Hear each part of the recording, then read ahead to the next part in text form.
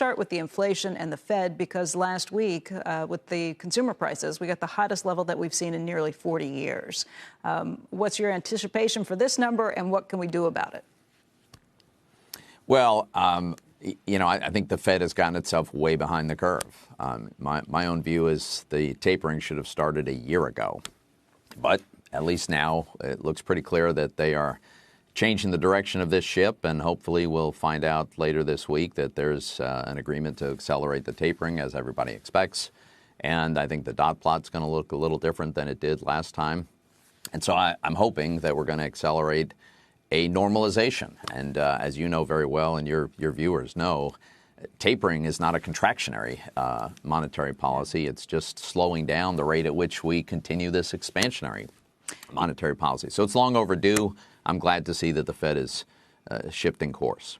We've already had several guests this week calling for the Fed, instead of raising rates as quickly, to maybe shrink the balance sheet instead, just pointing out that all that liquidity definitely has had some impact with elevating prices, and maybe that's the better way to do it. What do you think about that? Yeah, look, I think that's a very important topic for discussion. I hope that is on the table for a discussion. What is the pace at which and when do they begin to shrink the balance sheet? My guess is, since we haven't gotten much indication from the FOMC about that being imminent, that they're probably, they're letting us know to expect an increase in interest rates before they move on to that step. But they certainly should be having that discussion and come up with a paradigm, a framework by which they will eventually normalize the balance sheet. The Fed is supposed to be out of politics, not in the business of listening to what you or any other senator or congressman thinks on this. But I do wonder what the pressures they may be feeling. And they're people, too. They've got to be hearing some of these things, not just what you're saying, but probably what people like Elizabeth Warren are saying, too. And those who would not like to see them taper, those who would like to make sure that they are continuing to make money freely available. What do you hear kind of between the two sides in terms of where maybe the bigger pressure is coming from the administration, from the Senate, from the House? So, I think Congress does have a role, and it's an oversight role, right? What I think of my job is to ensure that the Fed is actually executing its mandate, not some other mandate, not other issue areas that someone might find interesting. And in my view, I think there's a role for me and for my colleagues who share this view that you really only can maximize employment if you have reasonably stable prices, right? That is an anchor.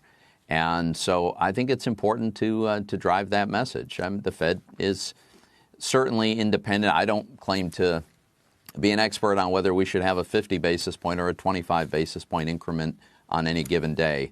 But I think it's pretty clear we've maintained emergency policies long after the emergency passed.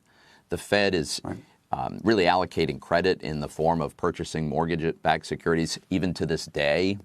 What do we have? We have this massive rally in housing prices, and yet here's the Fed continuing to subsidize the purchase of houses. So I think it's perfectly appropriate for Congress to remind the Fed of what their mission is and when they're straying from it. Senator, given your views about this Fed in particular, do you support and will you seek to block, to the extent that you could, the renomination of Jay Powell, and also your views on Brainard?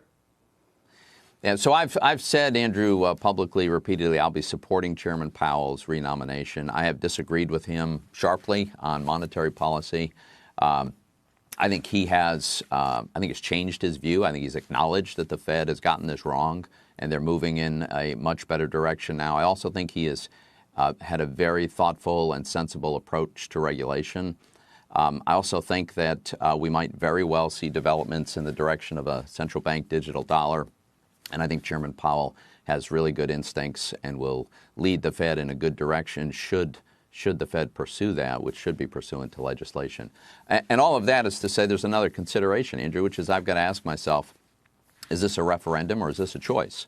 I think it's, from my point of view, pretty clearly became a choice, and I have a lot of respect for Lael Brainard, but I have even bigger differences with her than I do with Chairman Powell. So I'm going to be supporting Chairman Powell. And are you going to be supporting Lael Brainard?